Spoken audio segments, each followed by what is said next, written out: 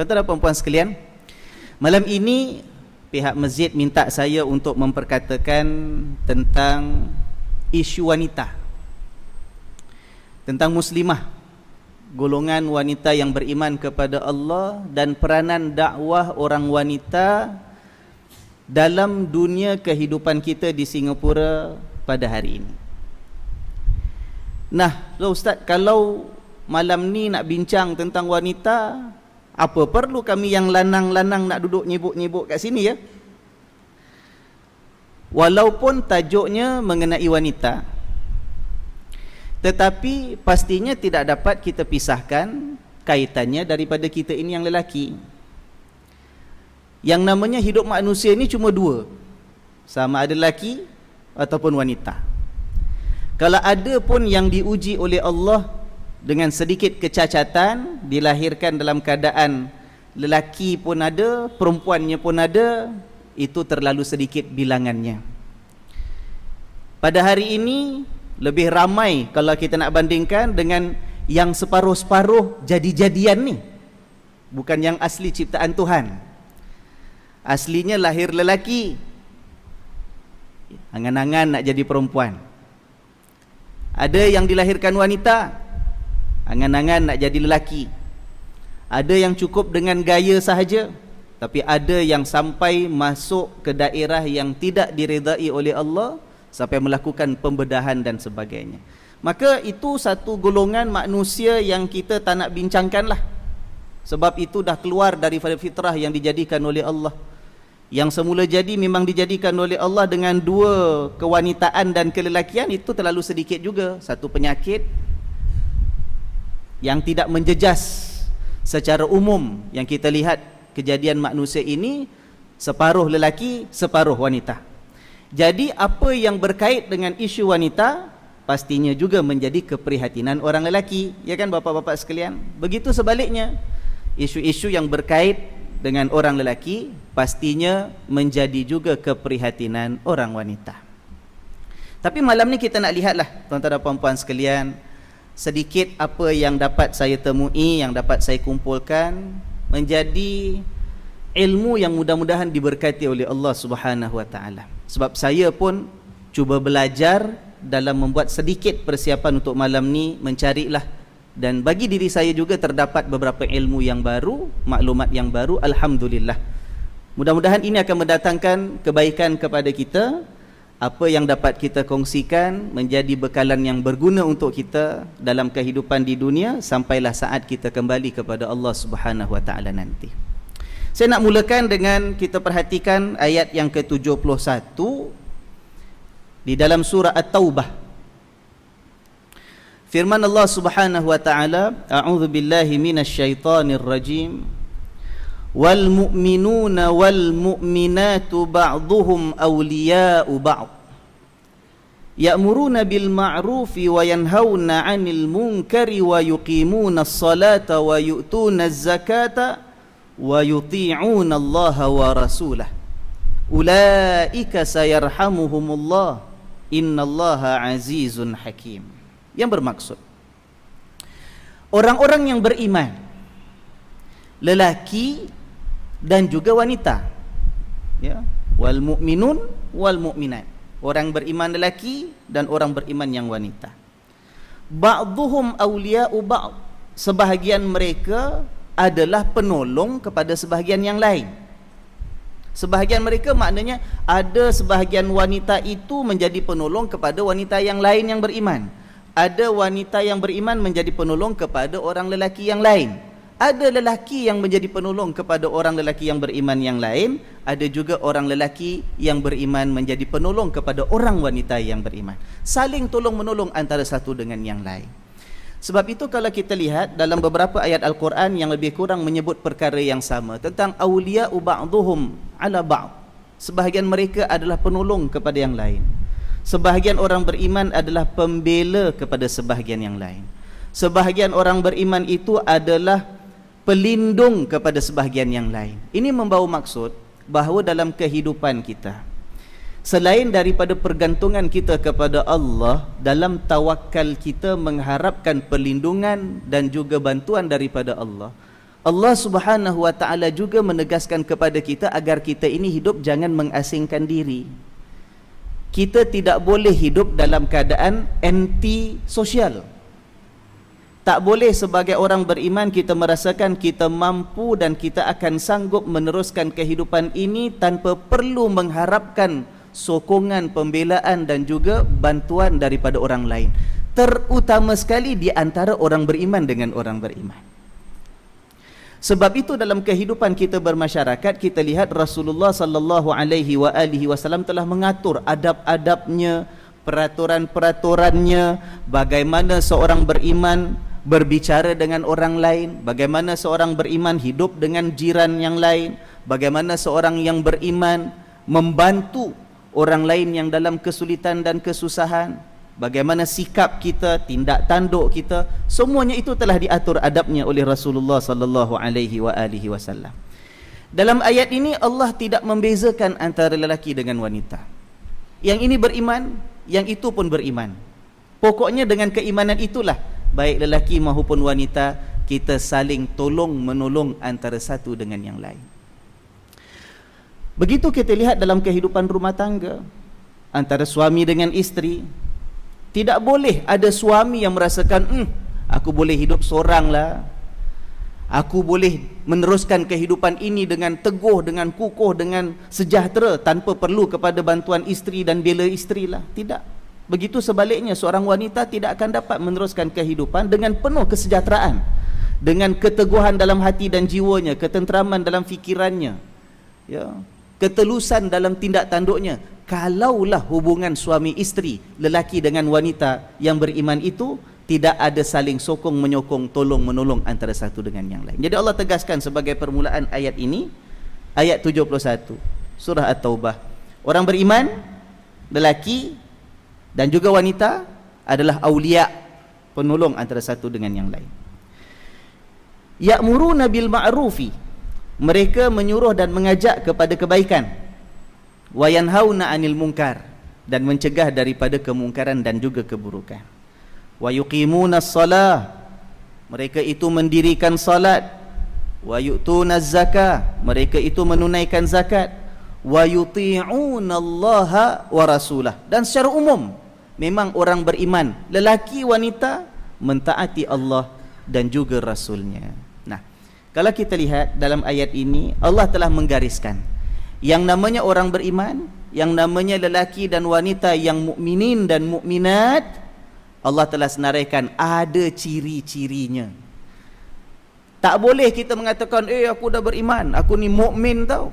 Kalau orang wanita kata aku ni mukminah tau, kalau dalam masa yang sama ciri-ciri ini kita tidak usahakan wujud dalam kehidupan kita. Apa dia? Itu yang Allah sebut dalam ayat ni tadi. Pertama, mengajak pada kebaikan, al-amru bil ma'ruf. Yang kedua, mencegah daripada kemungkaran. Yang ketiga, salat didirikan. Yang keempat, zakat ditunaikan. Kemudian secara umumnya apa saja perintah Allah dan Rasul ditunaikan dan ditaati. Kalau kita lihat tuan-tuan dan puan-puan sekalian, ayat ni nampak macam kalau kita baca sepintas lalu faham dah, ya kan? Orang beriman, laki-laki ada, perempuan ada, tolong menolong antara satu dengan yang lain. Memang orang beriman disuruh untuk al-amru bil ma'ruf, suruh pada kebaikan, mencegah kemungkaran. Memang kita tahu diwajibkan mendirikan salat, difardukan untuk menunaikan zakat. Memang orang beriman mesti mentaati Allah dan Rasulnya.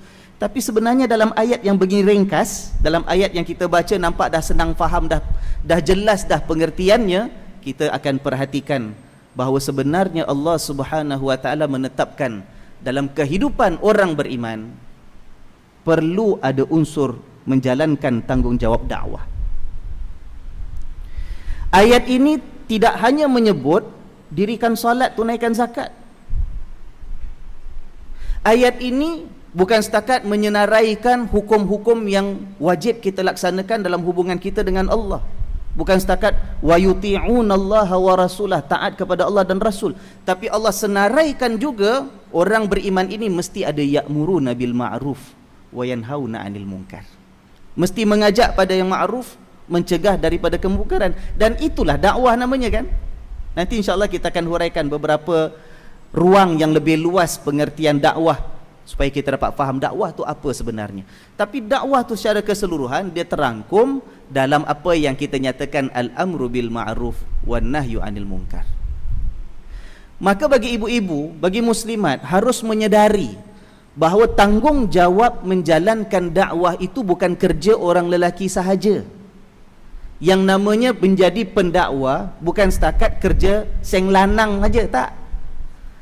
Yang wedok-wedok ni, yang perempuan, yang wanita, yang muslimat, yang mukminat. Allah nyatakan orang mukmin, orang yang beriman, lelaki dan wanita mesti ada ya'muruna bil ma'ruf wa yanhauna 'anil munkar. Bagaimana ustaz kita orang perempuan ni, kaum ibu ni nak jalankan dakwah? Macam tak kenalah ustaz, tugas kita kan di rumah. Tugas kita kan sebagai suri rumah tangga. Fokus kita kan ditetapkan oleh Nabi SAW jaga rumah tangga, jaga suami, didik anak-anak.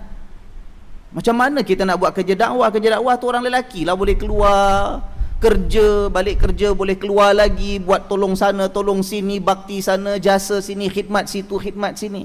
Kita orang perempuan ni susah. Syurga kita kan dalam keluarga, syurga kita kan dalam rumah tangga, jihad kita kan dalam rumah tangga. Saya nak katakan tuan-tuan dan puan-puan sekalian, terutama kaum muslimat kita, sedarlah bahawa tanggungjawab dakwah itu ialah tanggungjawab setiap orang yang mengaku beriman kepada Allah. Tak kira lelaki, tak kira wanita. Mana dalilnya? Inilah dia surah At-Taubah ayat yang ke-71. Kemudian Allah menutup ayat ini dan mengatakan ulaika sayarhamuhumullah. Mereka itulah yang ada ciri-ciri ni, yang beriman ni, mereka itulah yang akan dirahmati oleh Allah. Innallaha azizun hakim. Sesungguhnya Allah itu maha perkasa lagi maha bijaksana.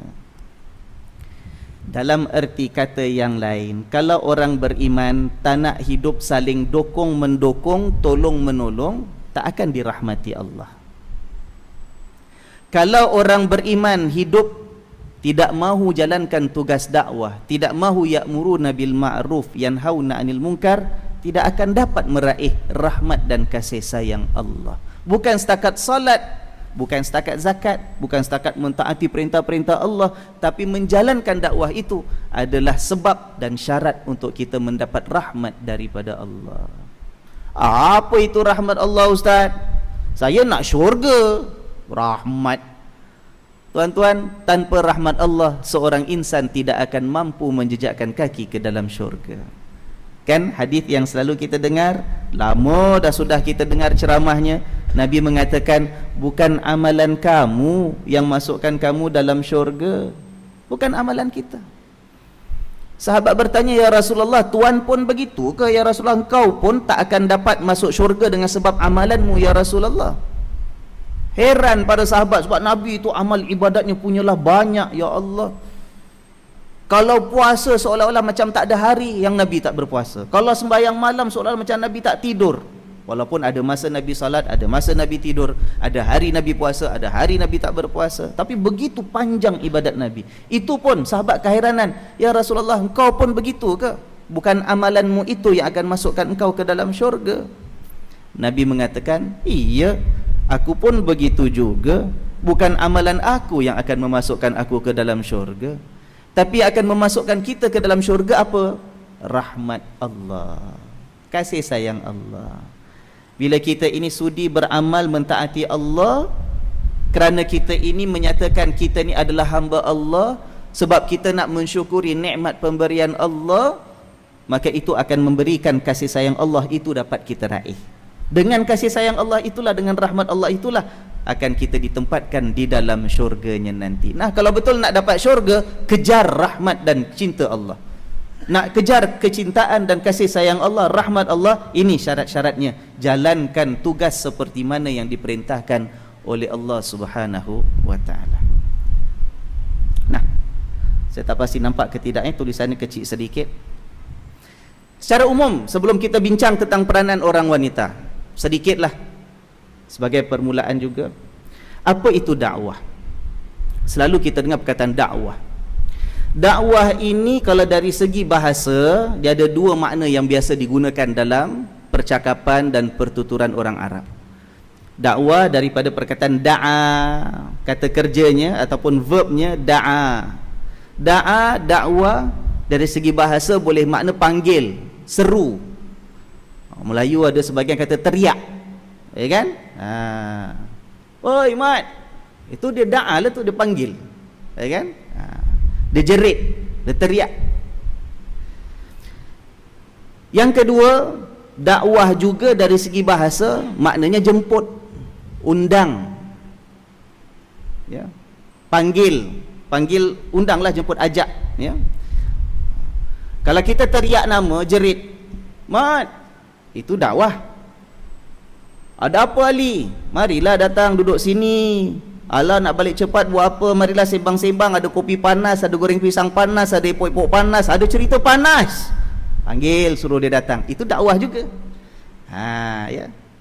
Kemudian dalam istilah agama pula, itu dari segi asal bahasa Arabnya. Jerit, panggil dengan jemput, undang, ajak. Kemudian dalam agama kita, perkataan da'a sudah menjadi pula perkataan meminta kepada Allah Subhanahu wa taala. Cuma perkataan da'a yang makna meminta kepada Allah, dia punya noun dia, kita kata noun dia bukan dakwah, jadi doa. Itu orang Melayu kata doa. Ya, tapi kalau dakwah sama ada kita jerit, teriak nama, ataupun kita dipanggil dan undang. Dari segi istilah bahasa ataupun istilah agama kita, yang namanya dakwah, dalam Al-Quran pun ada perkataan ud'u ila sabili rabbika bil hikmati wal mau'izatil hasanah. Ya, dakwahlah, panggillah, serulah, ajaklah ke jalan Tuhanmu dengan cara yang penuh bijaksana, dengan peringatan yang baik. Dakwah ini ada beberapa aspek, beberapa bentuk. Yang pertama, dakwah boleh dalam bentuk mengajak manusia untuk mahu memerhatikan ayat-ayat Allah. Dan bila kita kata ayat, ayat ni ada dua macam.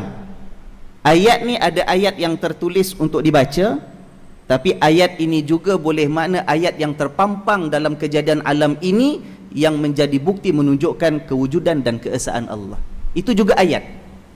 Jadi ayat, kalau Quran itu kan tertulis, boleh kita baca, itu ayat, ayat Allah. Baca itu untuk mengenal Allah, baca itu untuk mentauhidkan Allah. Tapi selain daripada ayat yang kita baca, ini yang terpampang dan terbentang alam kejadian ciptaan Allah, ini adalah ayat. Tengok pokok, pokok tu ayat. Tengok langit, langit tu ayat. Tengok lautan yang terbentang luas dengan isinya yang begitu mengkagumkan, dengan ciptaan Allah bagaikan lukisan yang sangat indah, lautan itu adalah ayat. Malah bila kita merenung ke dalam diri kita, ciptaan kita ini sebagai makhluk yang namanya manusia, penuh dengan ayat. Ayat maknanya apa? Tanda dan bukti kewujudan dan keesaan, kekuasaan Allah Subhanahu wa taala. Jadi bentuk dakwah yang pertama ialah sekurang-kurangnya kita ajak orang, kita undang, marilah cuba lihat, cuba perhatikan, ini kitab yang Allah turunkan. Bagi orang yang belum beriman, kita perkenalkan, never mind lah, my intention not for you to become Muslim, but just read and try to understand me, sebagai contoh. Ajak mula-mula tu supaya dia sudi untuk membaca, sudi untuk mendengar ayat Allah. Kalaupun bukan ayat Allah yang tertulis, sekurang-kurangnya menggunakan akalnya kita ajak untuk memerhatikan ayat dalam alam yang terbentang luas. Ya. Mat, engkau ni hidupnya kok macam tak kenal Tuhan je. Mana ada Tuhan? Tak pernah nampak, suara tak pernah dengar, saintis kaji tak pernah jumpa namanya Tuhan. Janganlah macam tu. Kau tengok bagaimana susunan bintang tu begitu teratur, bagaimana begitu teratur dan sistematik, sampaikan perjalanan bintang, perjalanan bulan, perjalanan matahari, perjalanan dan pergerakan bumi boleh kita kira dengan tepat sekali. Kita boleh kira, bukan meramalkan, tapi boleh menjangkakan dengan tepat pada sekian hari bulan, pukul berapa, saatnya ke berapa, bulan berada berapa darjat, berapa degrees daripada barat ataupun timur, berapa tinggi daripada ufuk pandangan mata kita. Begitu sekali tepat. Mat, Jangan cepat-cepat menafikan adanya Tuhan. Tengok ini semua, cuba fikirkan. Takkan boleh jadi dengan sendiri. Benda kalau jadi dengan sendiri, dia tak teratur. Dia akan kocar-kacir, tonggang terbalik sebab dia jadi dengan sendiri. Tapi bila jadi dengan teratur, bermakna ada yang ciptakan. Nah, itu bentuk dakwah. Kita ajak sekurang-kurangnya yang diajak tadi mahu mendengar, mahu memerhatikan. Yang kedua, kita kata, yang namanya dakwah, bila dah sudi nak dengar, bila dah sudi nak pandang dan perhatikan, aspek dakwah yang berikutnya ialah kita terangkan kandungannya. Ini ayat Quran dia begini, ini cik, tuan, my friend, mister, this is the book that I read, this is the verses that I read, but this is the meaning, this is what it carries, the understanding. Kita terangkan. Menerangkan itu adalah bentuk dakwah juga. Dia lebih sikit daripada pertama. Pertama cuma ajak dengar aja, cuma ajak sudi-sudi tengok aja.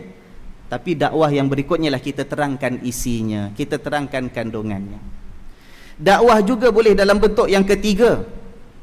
Terangkan, kasih faham, tengok dia boleh berminat, nampak macam ada tanda-tanda nak buka pintu hatinya untuk menerima ayat Allah. Nah, kita ajak, marilah beriman. Ya.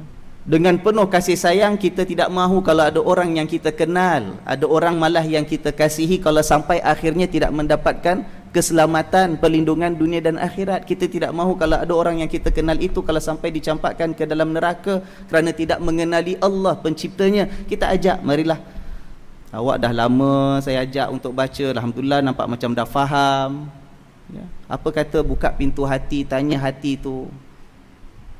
Jangan berbohong dengan diri sendiri. Aku ilahkan ada Tuhan, ajak beriman. Itu bentuk dakwah yang ketiga. Ini yang kadang-kadang orang tak faham. Dia ingat dakwah tu mesti ajak orang masuk Islam. Tak. Itu satu aspek dakwah, ajak orang masuk Islam. Tapi kalau setakat kita ajak dia untuk dengar saja Quran pun, itu dah kira dakwah, walaupun belum masukkan dakwah panggil untuk masuk Islam. Setakat terangkan isinya, walaupun kita tak kata marilah masuk Islam, itu dah kira dakwah dah, ya kan? Nah, ini ada tahap-tahap dakwah yang berbagai, ya. Kemudian dakwah juga boleh dalam bentuk apa? Selain daripada bercakap, menerangkan, menghuraikan, mengajak dan memanggil, mengundang, dakwah juga boleh dalam bentuk kita menunjukkan. Menunjukkan apa?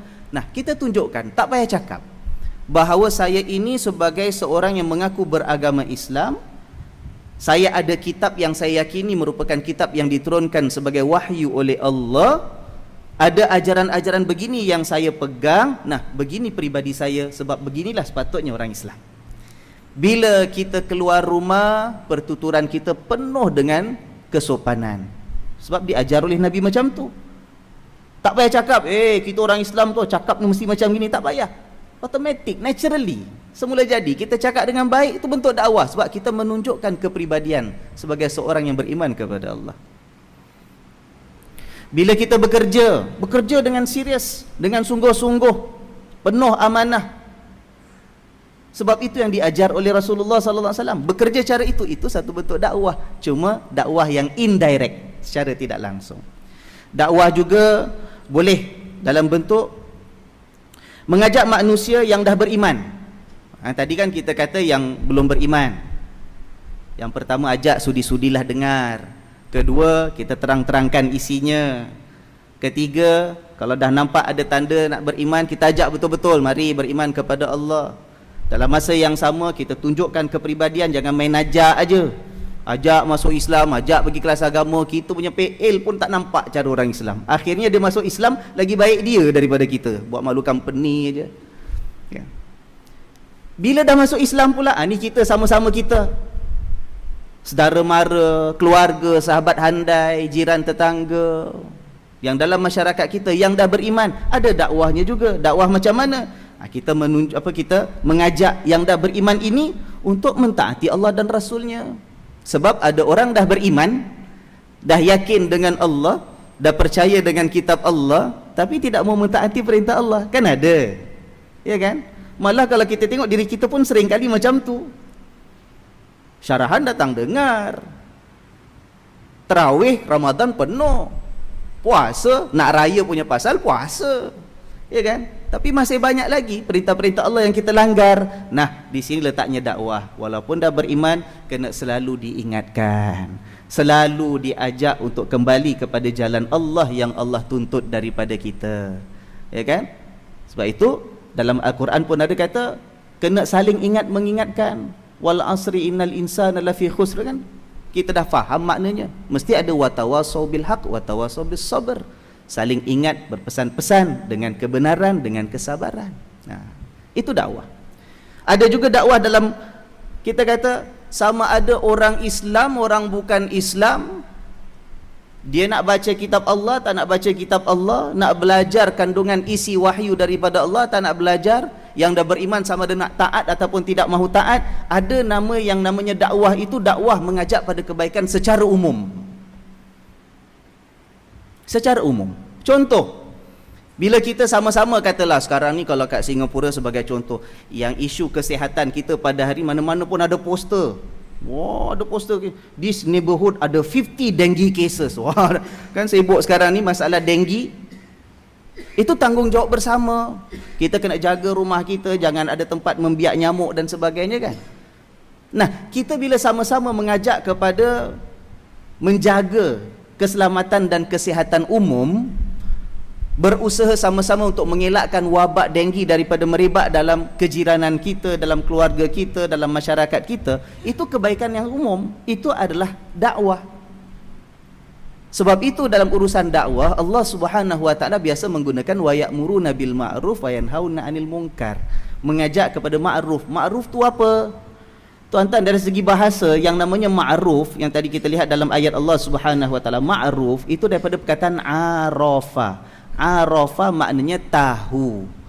Sesuatu yang ma'ruf ialah sesuatu yang diketahui, something that is known to be good. Umum. Benda yang baik, yang kita tahu baik, dari sudut agama boleh bentuk solat, sebab solat tu benda yang memang baik pada pandangan Allah. Boleh maknanya puasa, boleh maknanya zakat. Tapi secara umum juga, apa saja yang baik, kita sama-sama sepakat dia baik, adalah baik pada pandangan Allah, dan harus kita pertahankan, harus kita kembangkan dan kita bangunkan. Menjaga kebersihan, itu satu kebaikan. Menjaga ataupun melindungi daripada tersebarnya penyakit, itu kebaikan, itu ma'ruf. Keadilan, itu ma'ruf. Jadi ada bentuk dakwah, dia tidak direct tentang agama, tetapi kebaikan secara umum. Dan orang Islam disuruh untuk menjalankan dakwah seperti ini juga. Tapi satu poin yang harus kita lihat, apa pun bentuk dakwah yang nak dijalankan oleh orang lelaki ke ataupun orang-orang wanita ke, asas dan dasarnya ialah, kita katakan semua aspek dakwah ini perlu seiring dengan dakwah dalaman. Dakwah dalaman maknanya apa? Dakwah kepada diri kita terlebih dahulu. Itu sebagai dasarnya, mesti seimbang dan seiring dengan dakwah kepada orang lain. Allah Subhanahu wa taala telah mengingatkan dalam Al-Quran, atamuruna an-nasa bil birri wa tansawna anfusakum wa antum tatlunal kitab. Allah tegur orang-orang Bani Israel, apakah kamu sibuk mengajak orang lain, menyuruh orang lain buat kebaikan, tapi kamu lupa kepada keperluan diri kamu sendiri untuk buat kebaikan, sedangkan kamu membaca kitab. Dalam Quran juga menyebut bahawa orang yang beriman ini jangan sampai memperkatakan sesuatu yang dia tak buat. Lima taquluna ma la taf'alun. Kenapa kamu cakap benda yang kamu tak lakukan? Kabura maqtan indallahi an taqulu ma la taf'alun. Besar kemurkaan Allah, besar dosa di sisi Allah kalau kamu sibuk bercakap benda yang kamu tak buat. Nah, itu dakwah. Ya kan? Dakwah ada macam-macam bentuk. Kita tahu kita wajib jalankan dakwah, tapi asas dan dasarnya mesti seiring dan seimbang dengan dakwah dalaman juga. Jangan kita ajak orang pada kebaikan, kita tidak buat baik.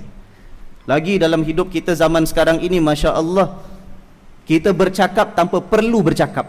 Satu dunia dengar, tiap-tiap hari kita bercakap macam-macam isu, kita kasih pendapat. Pasal apa? Kita duduk social media, tweet sana, tweet sini, Instagram lah, Facebook lah, friends kita 400-500 paling sikit. Sedikit komen kita, semua orang dengar, semua orang tahu. Nah, kena hati-hati. Ya, jangan kita sibuk memperkatakan sesuatu yang kita tak buat. Itu orang yang mengabaikan tanggungjawab dakwah dalaman terhadap dirinya, melakukan perkara untuk dirinya yang menyebabkan datang kemurkaan daripada Allah Subhanahu wa taala. Nah, itu secara umum yang kita namakan sebagai dakwah. Kita katakan tadi, dakwah tanggungjawab semua yang mengaku beriman, baik lelaki, baik wanita. Apakah zaman Nabi tu orang wanita ikut berdakwah ke Ustaz? Tak dengar cerita pun. Biasa yang kita belajar selalu Pak Ustaz, Pak Kiai, bila ceramah, bila kelas agama, kata orang perempuan tugasnya kat rumah, jaga suami, ya kan? Jaga rumah tangga. Kalau suami suruh sesuatu, mesti buat. Sampaikan Rasul sallallahu alaihi wasallam pernah mengatakan, kalaulah aku ini diizinkan ataupun diperintahkan untuk memerintahkan seseorang itu boleh sujud kepada manusia yang lain, nescaya aku suruh seorang isteri sujud kepada suaminya. Begitu sekali kan? Ya, apa benda zaman Nabi itu ada ke orang yang wanita ini menjalankan dakwah? Kita kata tuan-tuan dan puan-puan sekalian, banyak contohnya. Zaman Rasul sallallahu alaihi wasallam, orang wanita mainkan peranan yang besar dalam kehidupan beragama dan kehidupan bermasyarakat. Saya bawa dua contoh aja kat sini, dua contoh aja. Kalau kita nak bawa buka cerita banyak lagi yang lain. Dua contoh. Satu, seorang sahabat Nabi yang namanya Ummu Atiyah, Nusaibah binti Al-Harith Al-Ansariyah. Dia ini adalah di antara orang wanita golongan Ansar yang paling awal beriman kepada Rasulullah sallallahu alaihi wasallam. Dia ini antara wanita yang meminta kepada Nabi keizinan untuk ikut berjihad. Nabi izinkan. Sampaikan dalam riwayat dia sendiri, dia menceritakan, aku ini menyertai ikut sama dengan Nabi sallallahu alaihi wasallam dalam 7 peperangan. Bayangkan tuan-tuan, bukan sekali dua, 7 peperangan. Dan aku tolong dalam peperangan itu, tolong bawakan barang, tolong bawakan senjata. Bekalan kan banyak. Tenteranya mana yang pikul barang sendiri, mana pikul senjata. Yang ada kenderaan, yang tak ada kenderaan jalan kaki. Ikut sekali sama-sama. Kemudian tugasnya juga dalam jihad tadi ialah siapkan makanan. Allah. Tugasnya juga kalau ada luka, dia akan tolong sembuhkan. Jadi macam kita kata macam nurse lah, military doctor, ya. Kalau ada yang cedera, yang luka parah dalam peperangan, dia yang rawat.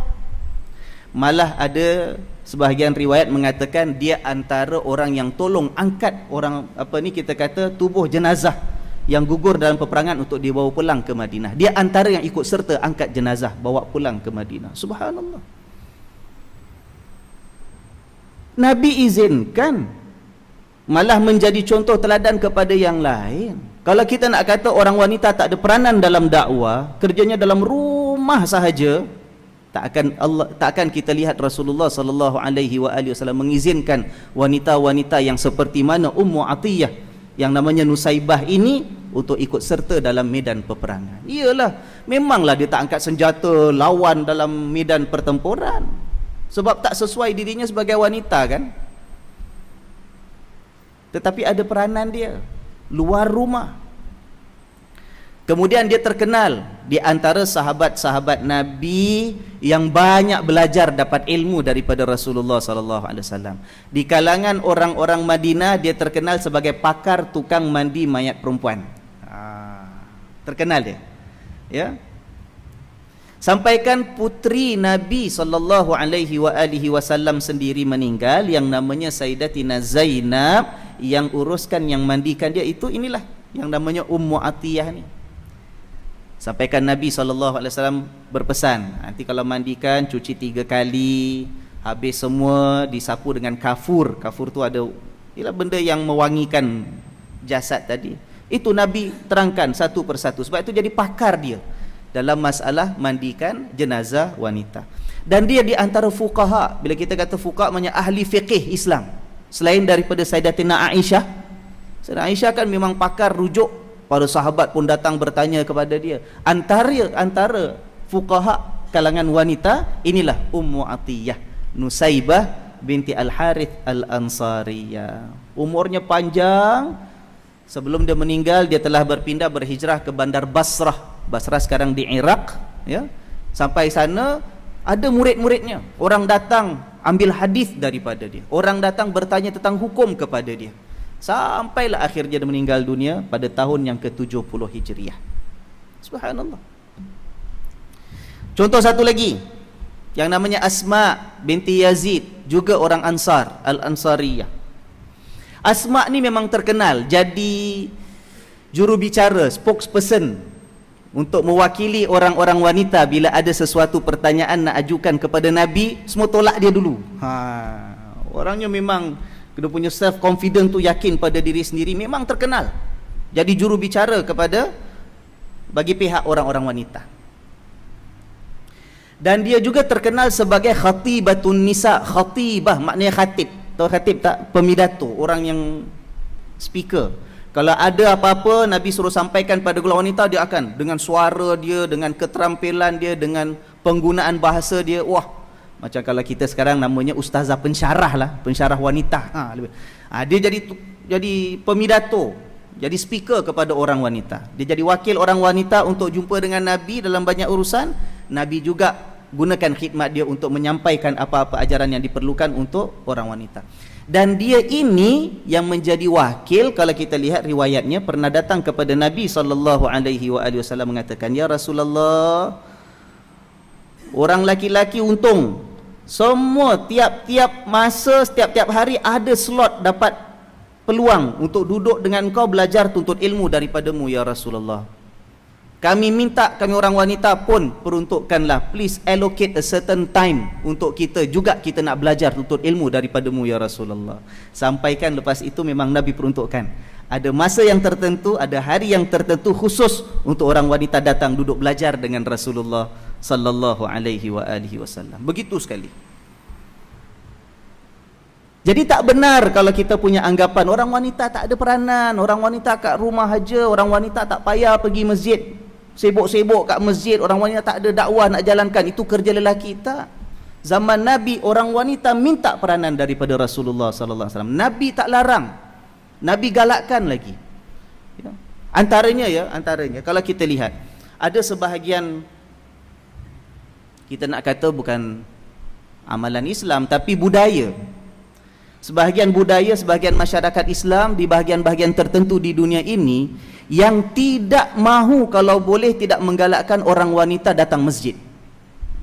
Kalau mengembara pergi sebahagian negara, masjid itu tak ada ruang untuk orang wanita. Tak ada, orang perempuan tak masuk masjid. Masjid hanya untuk orang lelaki. Percaya tak tuan?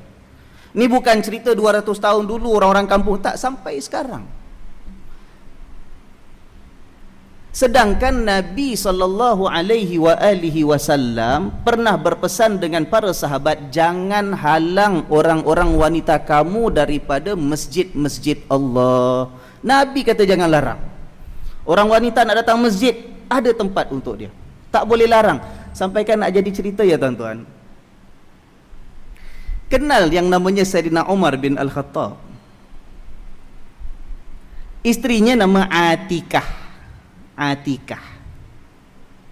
Atikah ini subhanallah, orangnya suka pergi masjid, solat suka pergi masjid. Tapi Sayyidina Umar tak suka. Tah cemburu ke, tak selesa ke, apa perempuan sibuk-sibuk saya nak pergi masjid, sikit-sikit pergi masjid, sikit pergi masjid. Sayyidina Umar tak suka. Sayyidina Umar tegur perbuatan istrinya tadi. Ayang, abang tak sukalah yang asyik pergi masjid aja. Ling sembahyang kat rumah je lah, tunggu Abi balik nanti kita sembahyang kat rumah je lah. Kalau bahasa kita lah, sedang Umar tu kita bayangkan orangnya yang tegas, yang sikapnya macam mana agak dia tegur isteri dia. Tuan-tuan tahu apa jawab Atikah, si isteri ini? Bukan dia itu nak melawan, bukan nak engkar, bukan nak besar kepala, tapi dia kata, bang, selagi abang tak betul-betul larang saya tak akan berhenti pergi masjid. Abang nak larang ke tidak saya daripada pergi masjid? Sayyidina Umar kata, tak, aku tak akan larang kau daripada pergi masjid. Walaupun suaminya tak selesa, tapi yang namanya nak larang, halang isteri jangan pergi masjid, Sayyidina Umar tak buat. Kenapa? Sebab Nabi kata, jangan larang wanita-wanita kamu daripada rumah-rumah Allah. Cuma dia tak selesa. Maka Atikah gunakan, ya, manfaatkan apa yang telah diizinkan oleh Nabi SAW untuk mengatakan, kalau abang larang, betul-betul larang, saya tak pergi. Tapi kalau setakat abang tak suka, saya tanya sekarang ni, abang larang ke tak larang? So kata, tak, aku tak larang, cuma aku tak selesa kau pergi masjid. Dia terus pergi masjid, masih lagi, sebab Nabi tak larang pun. Nak jadi satu cerita lagi tuan-tuan, ya.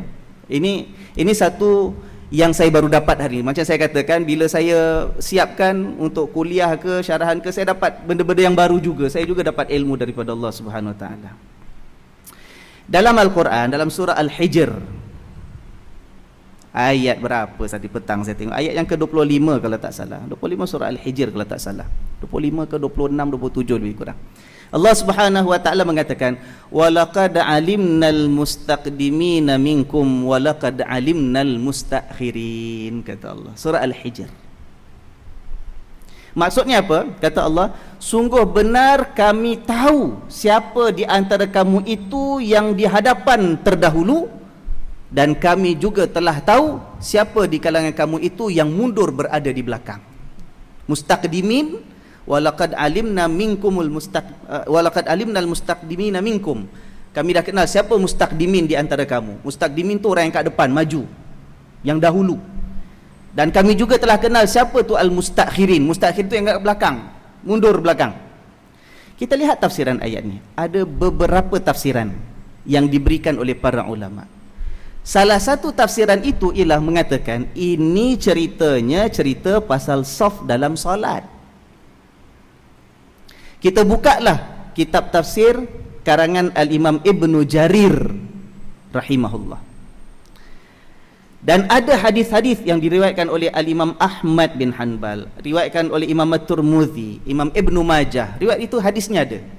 Walaupun tak semua orang pegang dengan pendapat tafsir ini, sebab ada tafsiran yang lain. Tapi tafsiran yang diberikan oleh Imam Ibnu Jarir ialah, dia kata yang maju depan Allah kenal, yang duk mundur kat belakang pun Allah tahu. Itu masalah saf salat. Sebab pernah berlaku dalam riwayat itu, pada satu ketika sedang salat jamaah kat masjid, di kalangan jamaah wanita kat belakang tu ada satu orang tu cantik sangat. Orang perempuan jamaah makmum kat belakang cantik sangat. Sampai kadang riwayat itu menyebutkan Abdullah bin Abbas radhiyallahu anhuma. Kan kita kenal Abdullah bin Abbas tu siapa? Sepupu Nabi, antara sahabat Nabi yang paling banyak mendapat ilmu tentang Al-Quran, tentang tafsir Al-Quran. Dia mengatakan dalam riwayat tersebut, aku tak pernah nampak ada wanita di Madinah ini yang lebih cantik daripada si dia tu pada waktu tu. Saking cantiknya, maka ada sebahagian orang lelaki jamaah makmum ni pergi ke depan, tak nak belakang-belakang, pasal nak jaga mata. Sembahyang. Agak semua orang perasan ni, cun sangat lah ni, anak dara seorang tak tahu mana datang ni, blok berapa ni, kan? Sebahagian orang lelaki ni makmum ni tak nak belakang-belakang, semua berebut nak pergi depan pasal nak jaga. Tapi sebahagian pula sibuk nak ke belakang. Dalam riwayat tu kata supaya bila dia tunduk rukuk, dia boleh tengok celah ketiak dia. Begitu sekali. Astaghfirullahaladzim. Astaghfirullahaladzim. Tapi itu cerita yang berlaku. Maka dengan sebab peristiwa itu, kita lihatlah tafsirannya. Allah turunkan ayat tersebut. Allah tegur. Allah tegur. Kami tahu siapa yang duk maju kat depan jaga hati, jaga mata. Kami tahu, kata Allah, siapa yang mundur nak sibuk sembahyang kat belakang. Pasal ada wanita cantik tadi dalam masjid. Nak cerita, tak ada para ulama, tidak ada para pakar sejarah Islam yang mengatakan Nabi tidak mengizinkan orang wanita salat dalam masjid. Memang ada pada zaman itu para sahabat wanita yang duduk sembahyang dalam masjid sama-sama dengan Rasulullah sallallahu alaihi wasallam. Malah tuan-tuan ya, mungkin ilmu saya ni tak banyak manalah. Daripada yang saya baca, setakat ni yang saya cari, saya jumpa. Saya mungkin ada orang dah pernah jumpa, mungkin boleh tegur saya, boleh beritahu saya kat mana hadisnya. Saya cuba cari. Setakat ini tak ada jumpa riwayat hadis di mana Rasulullah sallallahu alaihi wasallam dalam masjid Nabi itu Nabi letak tirai ataupun tembok pisahkan jemaah lelaki di depan daripada jemaah perempuan di belakang. Tak ada, tuan. Tuan-tuan kalau ada yang belajar dengan ustaz lain mungkin boleh tanya, tuan cari yang ada biasa boleh cari hadis ke apa, tolong cari, cuba hubungi saya kalau jumpa hadisnya. Sampaikan saya, yang saya jumpa ialah ada sebahagian ulama yang menulis mengatakan dalam bab ini, mengatakan tak pernah dia jumpa hadis yang Nabi itu jadikan satu amalan letakkan tirai ataupun tembok pemisah antara jamaah lelaki dengan jamaah perempuan. Nah, saya bukan nak kata kalau macam tu mari kita semua sembahyang semua satu ruang. Tidak. Sebab suasana kita dah berbeza, masyarakat kita dah berbeza. Kalau kita nak satukan jamaah perempuan, jamaah lelaki dengan jamaah yang ramai dengan suasana kita hari zaman Nabi sallallahu alaihi wasallam, generasi yang terbaik yang dapat didikan langsung daripada Rasulullah sallallahu alaihi wasallam, itu pun ada yang nak jeling-jeling wanita. Ya kan, kat masjid. Ini kan lagi kita pula. Kalau orang istiqamah, semua nak belakang sekali. Pakai cermin mata yang ada boleh mirror belakang tengok lagi, tuan. Allahu Akbar. Bukan itu maksud saya. Saya bukan nak kata bahawa kita kena balik buat seperti mana yang Nabi buat dulu. Tak letak tirai, tak letak pemisah, semua sembahyang. Tak, zaman Nabi itulah masjid yang ada. Masjid Nabi itu masjid yang simple. Lantainya itulah tanah, bumbungnya itulah pelepah kurma, dindingnya itulah daripada tanah juga. Ya kan? Bukan ada ruang-ruang macam masjid kita sekarang. Itu tempat sembahyang, itulah sembahyang tempat lelaki di depan, itulah tempat sembahyang ada orang-orang wanita yang datang salat di saf-saf yang di belakang. Hidup kita pada hari kita perlu pisahkan, sebab ada suasana yang telah berbeza daripada suasana hidup para sahabat dengan Rasulullah SAW. Nak jadi cerita, ya, orang wanita itu ada peranan dan diberi ruang. Hidup orang wanita dalam agama Islam bukan disekat hanya duduk dalam rumah jaga keluarga saja, tidak. Nabi izinkan. Kita lihat contohnya ini, cerita si Asma ini kan kita kata tadi, ya kan? Dia jadi juru bicara, spokesperson kepada orang wanita. Datang dengan berani, dengan penuh keyakinan diri, ada isu apa pun tanya dengan Rasulullah SAW. Ikut perang juga. Macam yang tadi Ummu Atiyah tadi, Nusaibah tu, dia pun ikut perang juga dalam beberapa perangan ikut. Di antaranya dalam peperangan Al-Yarmouk. Peperangan Yarmouk ni, tuan, subhanallah, perang yang dahsyat. Tentera Islam berhadapan dengan tentera Rom. Dia ikut dalam pasukan tentera. Nak jadi cerita, Allah Subhanahu wa taala berikan dia kemuliaan. Dia dapat membunuh sampai 9 orang tentera Rom. Pakai apa? Pakai tu, tiang batang kemah tu.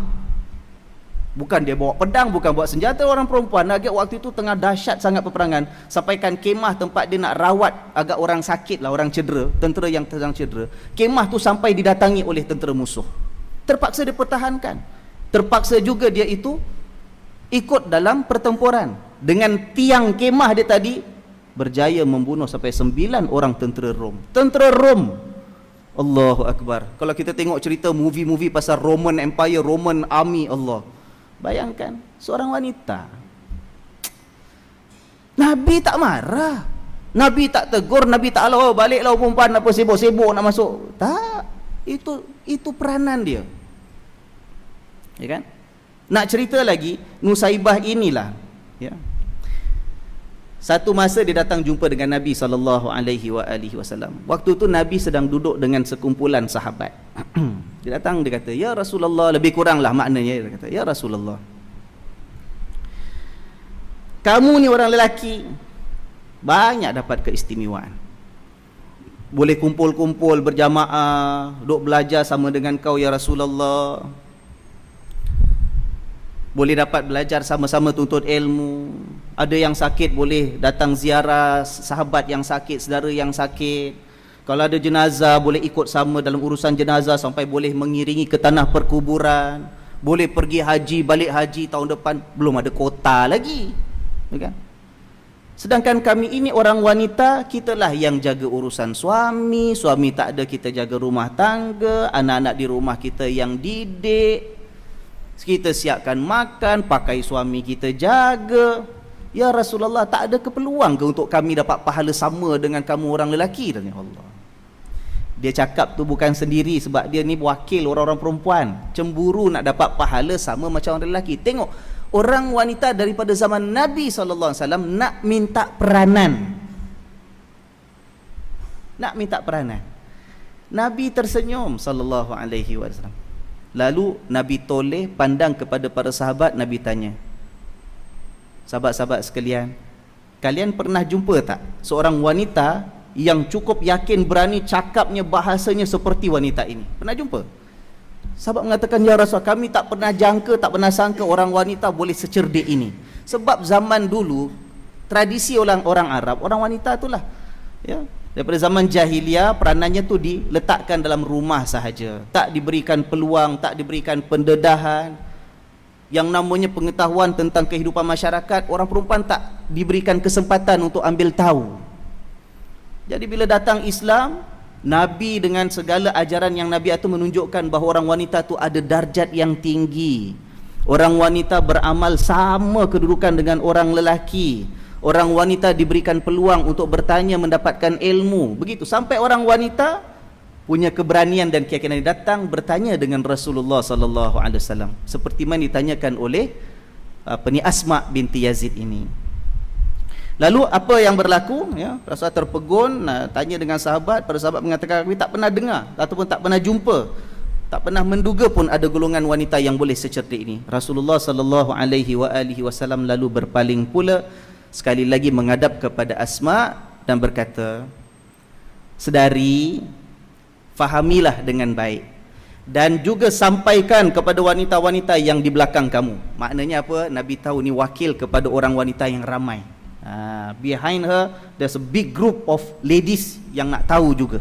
Beritahu kepada mereka semua bahawa apabila seorang isteri menjaga suaminya dengan baik, bersungguh-sungguh untuk mendapatkan kasih sayang suami, berusaha untuk menunaikan permintaan suami, jadi isteri yang penuh jujur dan amanah, maka pahala yang Allah berikan kepada isteri tadi sama, tak kurang sikit pun dengan pahala orang lelaki yang keluar berjihad, dan begitu peluang yang mereka ada.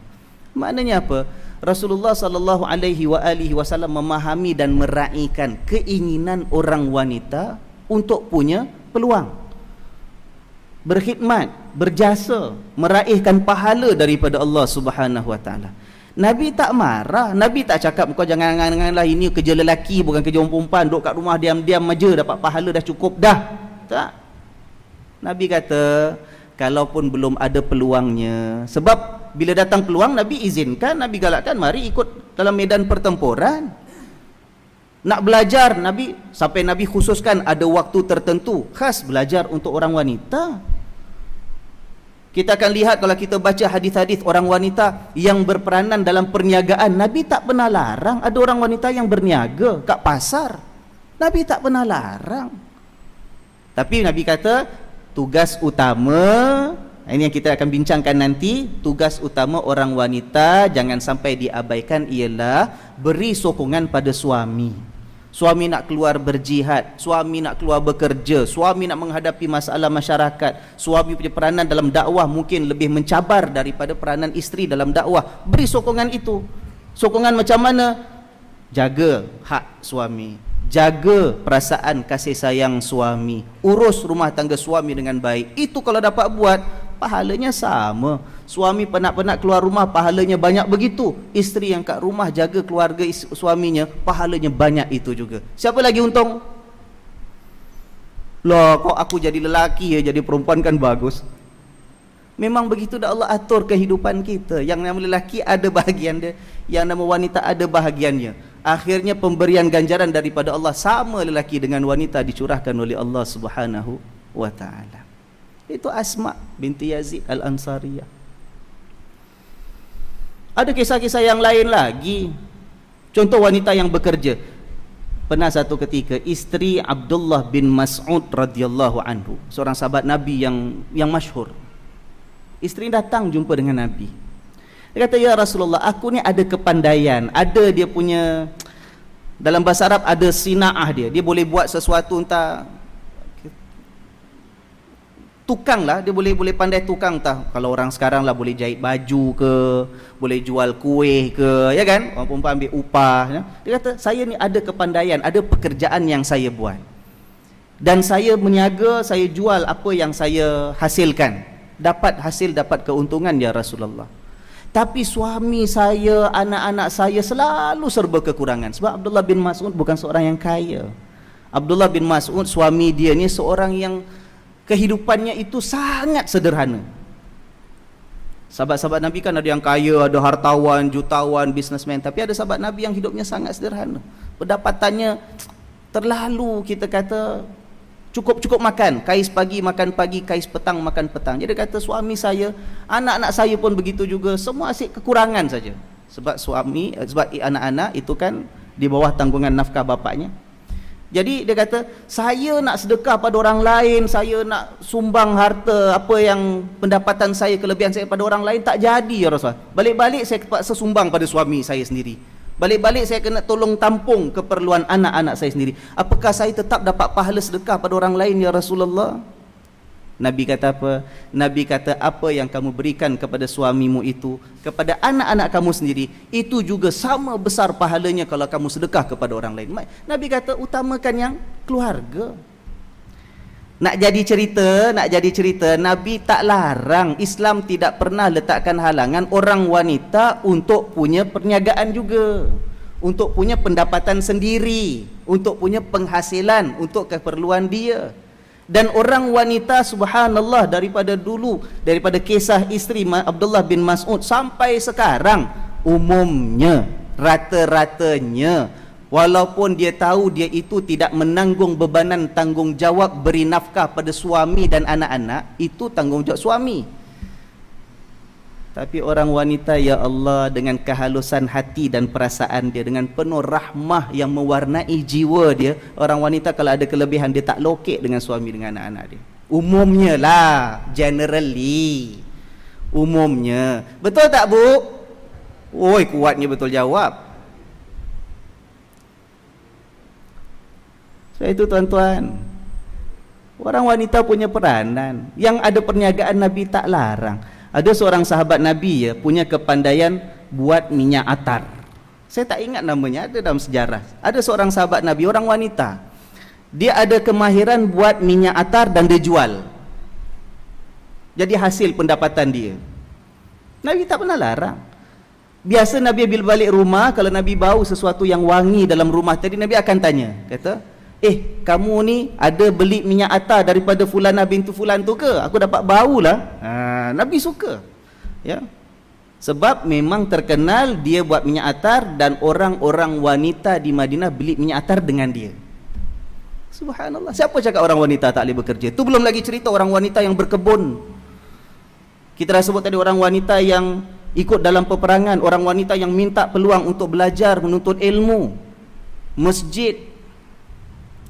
Sampaikan tuan-tuan, dalam Islam yang mula dengan, kita kata, pelopor ya, dalam sejarah Islam, pelopor konsep hospital itu seorang wanita. Pun saya tak ingat namanya ya. Dalam satu peperangan ya, kerana orang Islam, tentera Islam tu ada jumlah yang agak besar yang cedera pulang daripada peperangan. Sedangkan ada sahabat Nabi wanita ni memang terkenal, seperti mana yang tadi kita kata dua nama yang telah kita sebutkan tadi. Ada juga wanita yang terkenal, dia gunakan rumah dia, tempat dia untuk merawat askar-askar yang cedera. Sampaikan Nabi pesan apa? Nabi kata, Nabi tunjukkan, kamu bina kemah yang agak besar, siapa yang cedera, yang sakit, selama mana dia perlukan rawatan, biar duduk dalam kemah ini, kamu rawat dalam kemah yang khusus ini. Mula konsep hospital dalam Islam. Sebelum tu tak ada, ya kan? Kemudian kalau kita lihat dalam sejarah-sejarah awal Islam, lepas Khulafa' Ar-Rasyidin yang 4, lepas Saidina Hasan, Saidina Husain, ada daulah Umayyah, Umayyad Dynasty, berkembang yang namanya hospital dalam sejarah Islam. Doktor yang khusus, penyakit yang khusus, pesakit yang khusus, rawatan ada ward-wardnya, diasingkan kalau penyakit berjangkit daripada yang lain. Selagi belum baik, selagi itu tidak dibenarkan pulang. Itu dibangunkan oleh Islam, oleh orang-orang Islam. Mula daripada seorang sahabat Nabi, orang wanita, bukan orang lelaki. Nabi galakkan kamu buat kemah khusus untuk letakkan orang-orang yang cedera di situ. Subhanallah. Itu sebahagian daripada dakwah kan? Sebahagian daripada kebaikan umum yang kita katakan perlu ada peranan untuk orang wanita. Nah, apa yang kita nak daripada perbincangan kita ialah memainkan peranan dalam dakwah. Itu tanggungjawab semua. Macam kita katakan daripada awal ayat tadi. Mukminun mukminat ya'muruna bil ma'ruf yanhauna 'anil munkar. Tanggungjawab semua. Tapi bidang dakwah ini luas. Bukan setakat ceramah, bukan namanya ibu-ibu kalau nak jadi pendakwah mesti boleh syarahan. Bapak-bapak nak jadi pendakwah mesti jadi ustaz. Tak. Kalau boleh elak jadi ustaz, elaklah tuan-tuan. Allah. Betul? Saya cakap betul ni. Kalau boleh elak jadi ustaz, elakkanlah. Sebab yang paling besar harapannya untuk mendapat siksaan Allah itu yang banyak cakap. Tuan-tuan malam ni datang dengar aja, relax aja. Yang cakap banyak siapa ni yang duduk kat sini? Banyak salah saya. Bukankah ada hadis Nabi SAW mengingatkan nanti pada hari kiamat akan ada orang yang tersiksa ke hulu ke hilir menarik usus perutnya yang terburai. Pernah dengar tak hadis tu? Cerita hari akhirat nanti. Nabi menceritakan ada orang yang terburai usus perutnya. Ke hulu ke hilir menangis, meraung, bawa, tarik usus perutnya. Orang semua heran. Sebahagian orang kenal dia waktu hidup kat dunia. Datang, tuan ni kan dulu masa hidup kat dunia orang baik. Suruh orang buat baik, suruh orang ibadat, suruh orang beriman. Dia kata, iya aku suruh orang buat baik, tapi aku sendiri tak buat. Bukankah tuan dulu waktu kat dunia sibuk suruh orang tinggalkan keburukan, tinggalkan maksiat, jangan buat kemungkaran? Iya aku larang orang, tapi aku sibuk buat. Ustaz-ustaz lah tu. Lagi yang namanya mufti. Astaghfirullahalazim. Sebab itu tuan, kita belajar ilmu, tuntut ilmu, dalami ilmu Allah Subhanahu wa taala. Tapi niat kita biarlah untuk kita menjadi hamba Allah yang Allah kasihi. Jangan letak cita-cita nak jadi ustaz.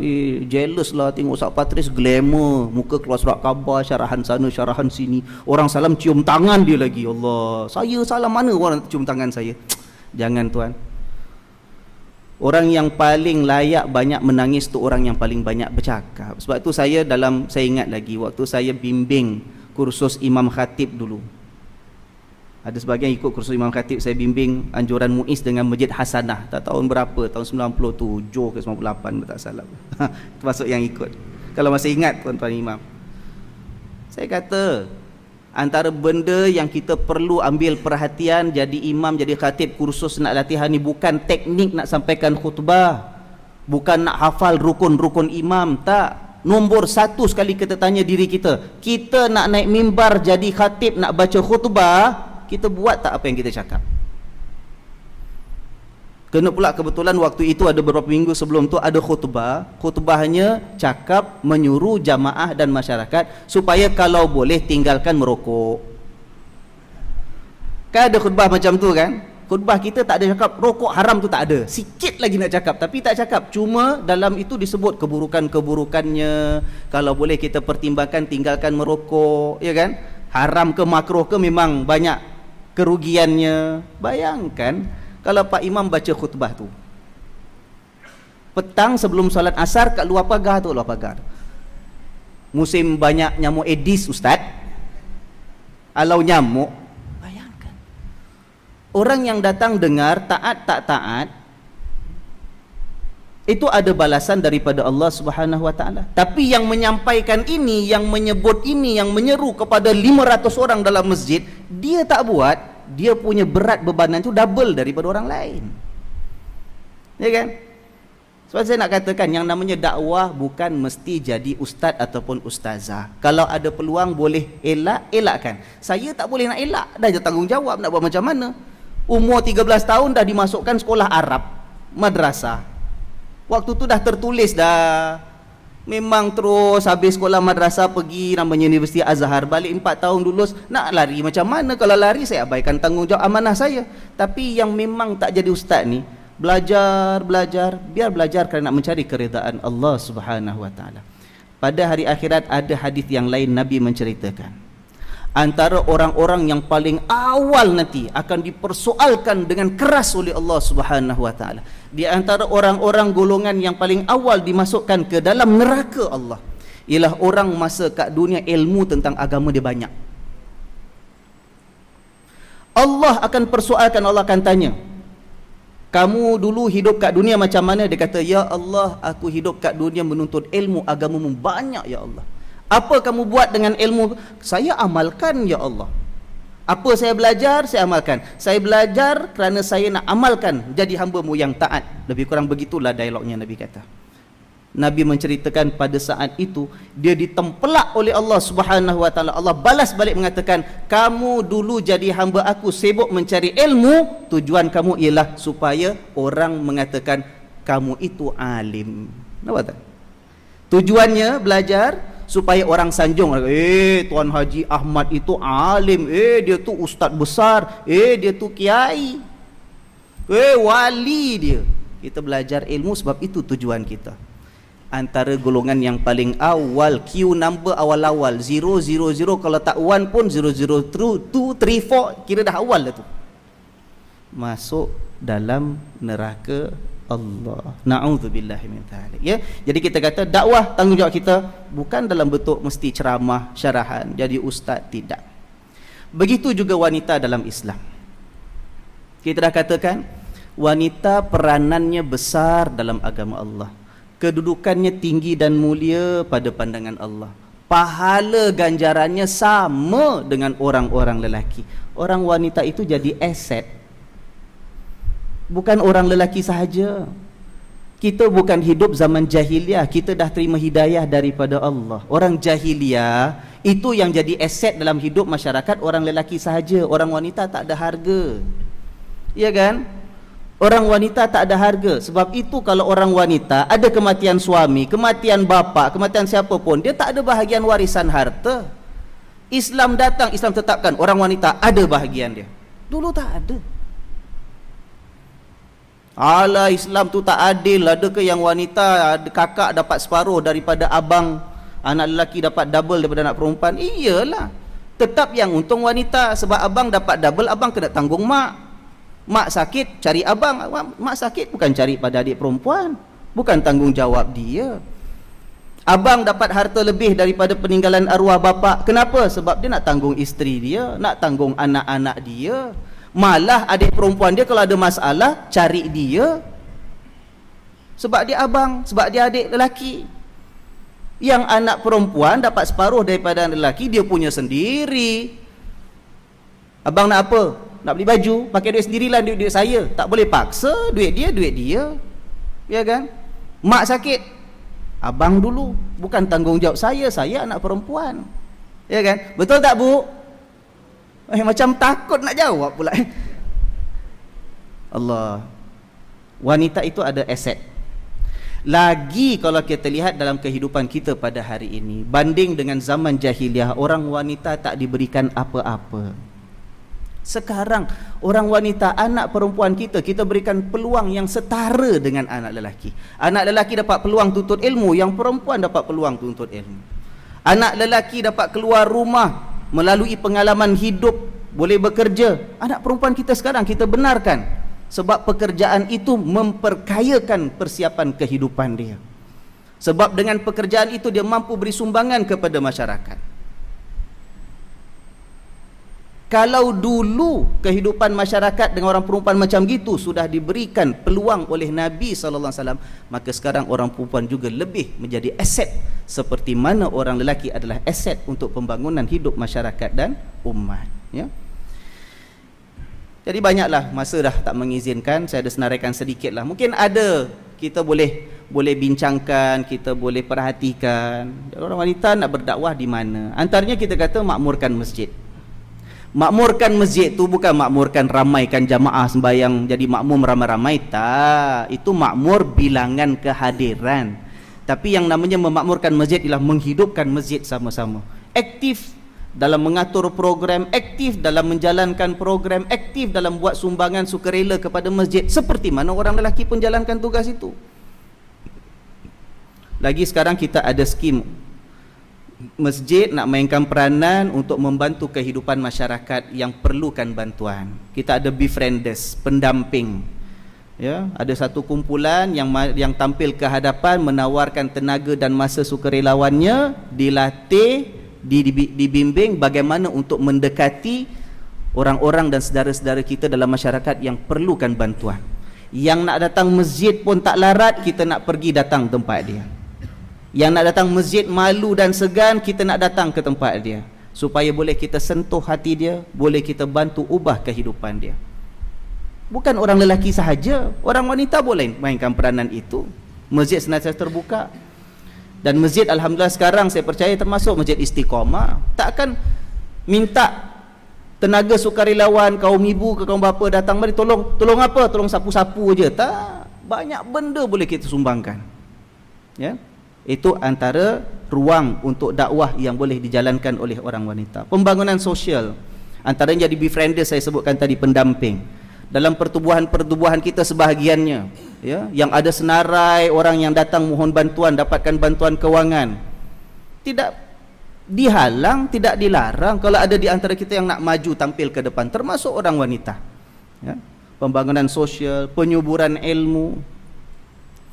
Kaum ibu yang ada pendidikan, ada kelulusan, tapi pilih untuk tidak punya kerjaya ataupun kerja yang sepenuh masa, duduk di rumah. Anak-anak mungkin dah besar sikit, masa dah banyak. Kalau ada orang yang datang bertanya dan meminta, "Kak, saya tengok kakak ni lulusan ada bagus sekolahnya, anak-anak pun sekolah baik, ni anak saya ni nak cari tutor lah, boleh tak saya hantar pada akak untuk jadi tutor anak saya?" Tuan-tuan, jangan fikir tentang imbalan berapa dolar kita nak dapat, tapi itu menjadi satu sumbangan kita dalam bidang dakwah. Bagaimana anak yang datang tuition tadi, kita boleh bentuk dia. Sumbangan kita dalam penyuburan ilmu, dalam masa yang sama dalam pembentukan peribadi dia. Tak jadi peluang untuk berdakwah ke melalui tuition tadi? Subhanallah, berapa ramai orang wanita kita yang mampu dan boleh buat. Tapi selalu kita fikir apa? Alah, dapatnya cuma berapa? Tuition ni paling-paling pun satu minggu 2 budak datang 2 kali, dah tak gini, sebulan cuma 300-400 saja ustaz, tak balik modal. Memanglah kalau itu niat kita, memang tak balik modal. Berapa aja kita dapat? Takkan nak jadi full time professional tutor, kita ada kerja rumah tangga nak uruskan. Tapi sumbangan itu, subhanallah, ya, satu peluang untuk berdakwah. Perkongsian maklumat, peningkatan kesedaran tentang kehidupan beragama.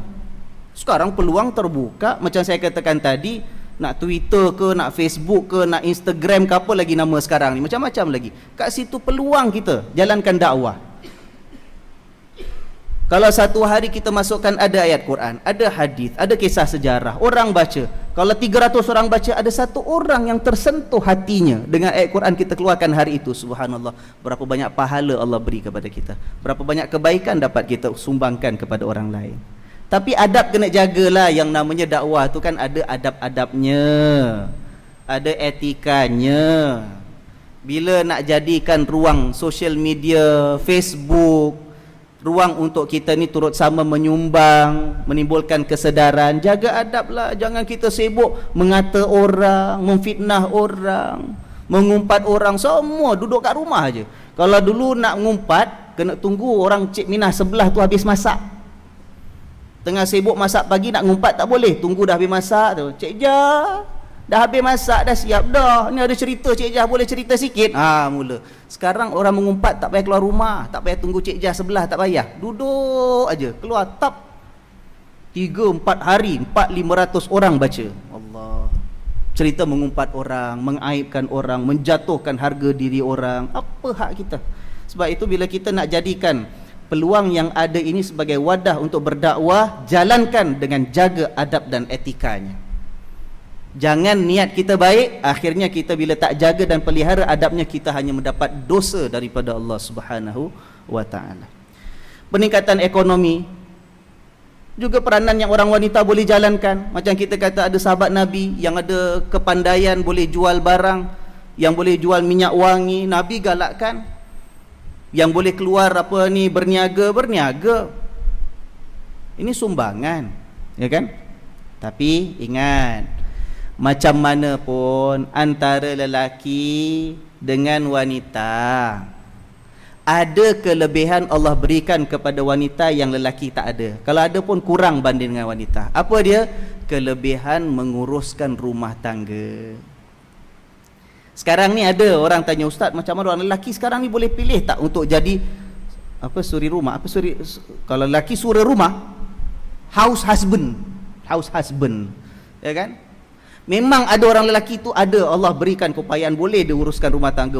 Bagus macam orang perempuan. Kan? Tapi rata-rata, generally, umumnya orang wanita dijadikan oleh Allah sebagai makhluk di sebalik kelembutannya tadi, ataupun yang sebagian orang kata di sebalik kelemahannya itu, kekuatannya ialah kemampuannya menguruskan rumah tangga. Orang lelaki susah nak compete, susah nak tanding dia, ya kan? Tak payah cerita panjang-panjang lah, cerita anak nangis minta susu pukul 3 pagi je. Siapa lagi terror? Lelaki yang badannya berketul-ketul, makan tungkat ali tak habis-habis, pergi gym 3 kali seminggu, boleh jogging 20 batu. Suruh bangun pukul 3 pagi, anak menangis.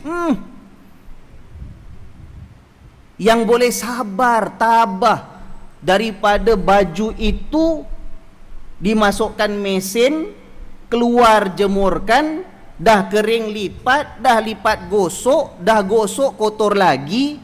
Kalau 5 orang anaknya, 5-5 dibuat tiap-tiap hari.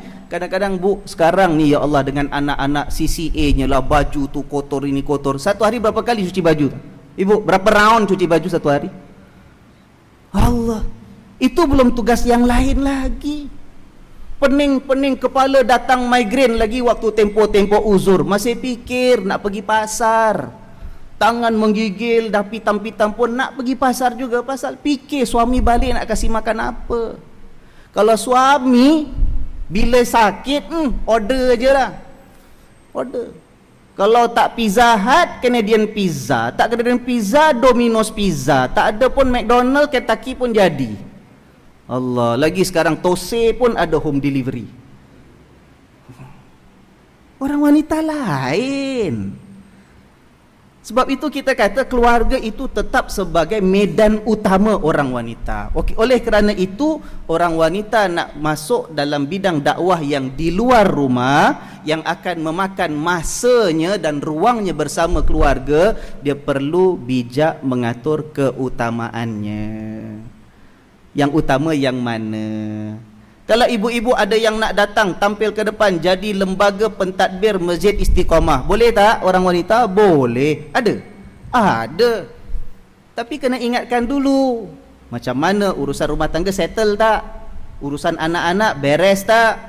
Suami bagaimana? Sebab itu saya katakan juga perlu persefahaman suami, perlu sokongan suami. Seperti mana suami bila nak berkhidmat di luar, perlu tak sokongan isteri? Begitu sebaliknya. Bincang, alah abang jangan kolot sangat lah, kita dah hidup tahun 2013. Saya ada hak pun nak pergi masjid, saya nak. Jangan kasar gitulah bu. Bincang baik-baik, bang, anak-anak dah besar, saya rasa saya nak menyumbang, saya ada kepandaian, saya ada masa. Mudah-mudahan bila kita sumbangkan tenaga, Allah berkati hidup kita, Allah pelihara keluarga kita, Allah lindungi anak-anak kita dengan sebab sumbangan kita pada masjid, sumbangan kita. Saya pun nak berkhidmat, nak berbakti juga.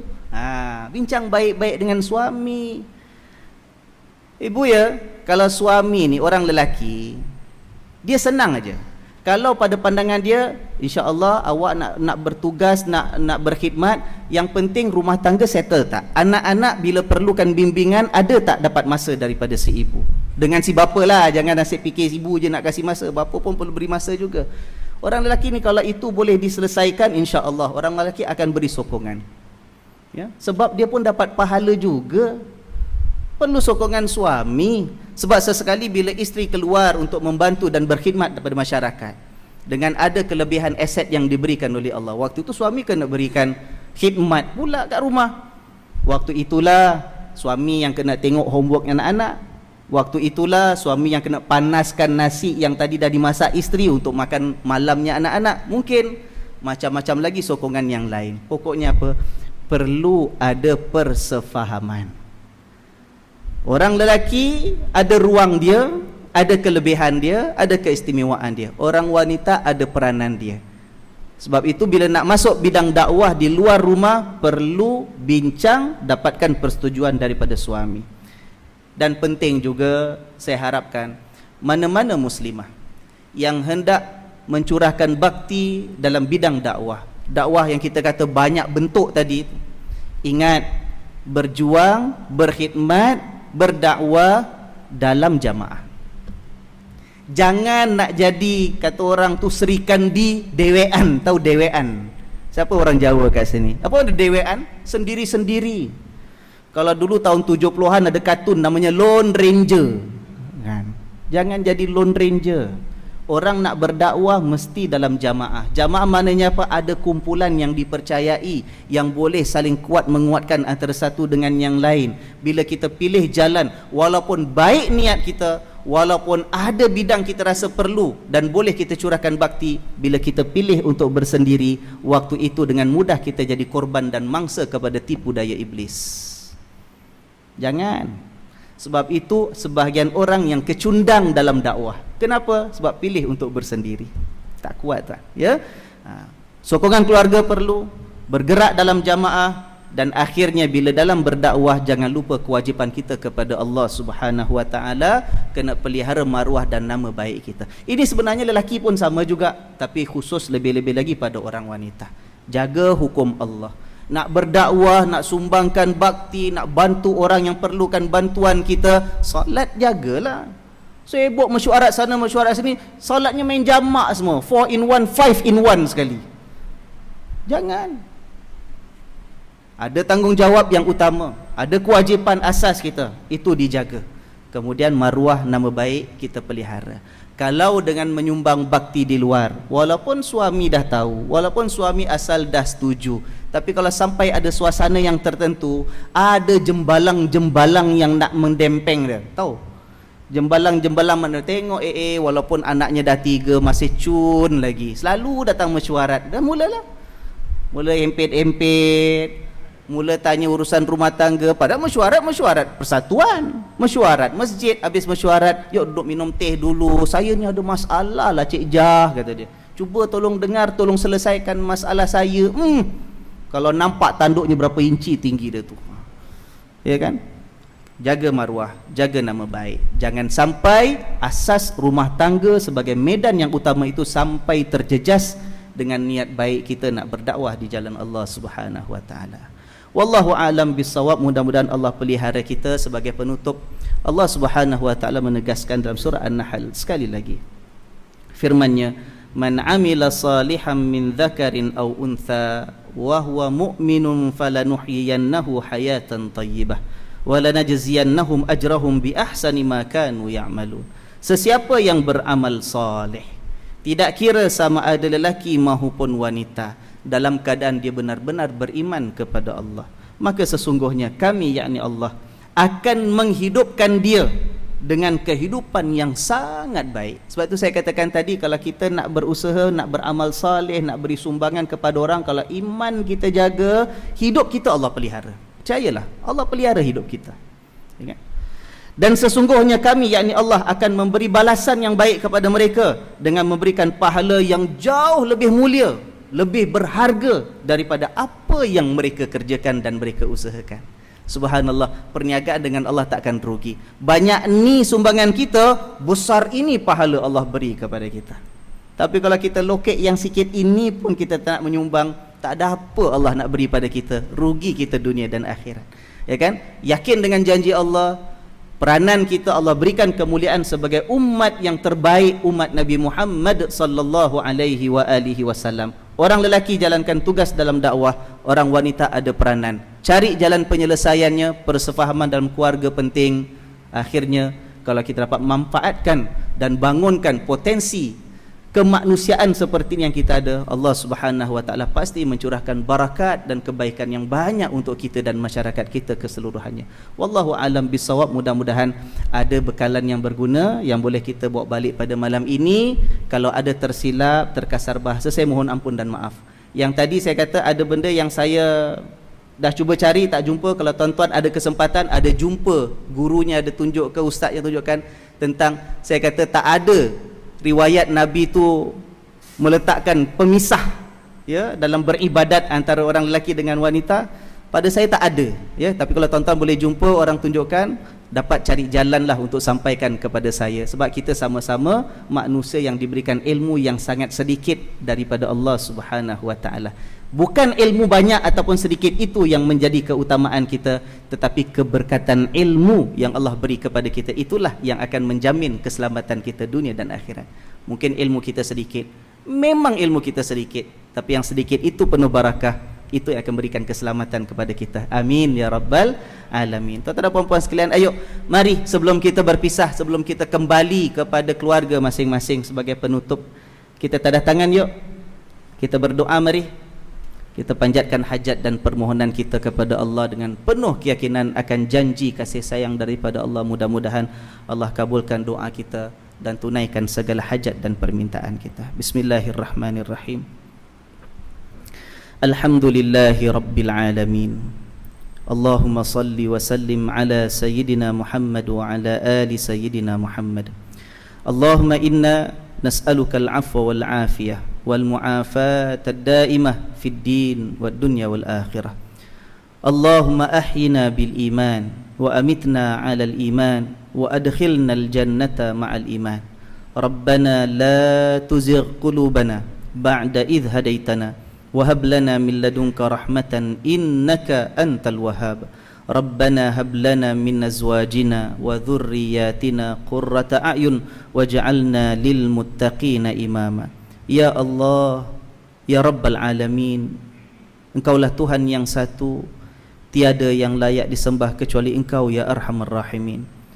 Sesungguhnya Engkaulah yang Maha Pengasih, Engkaulah yang Maha Penyayang, Engkaulah yang Maha Pengampun, Engkaulah yang Maha Mendengar, Engkaulah yang Maha Melihat, Engkaulah yang Maha Mengetahui akan segala keadaan diri kami ini ya Allah.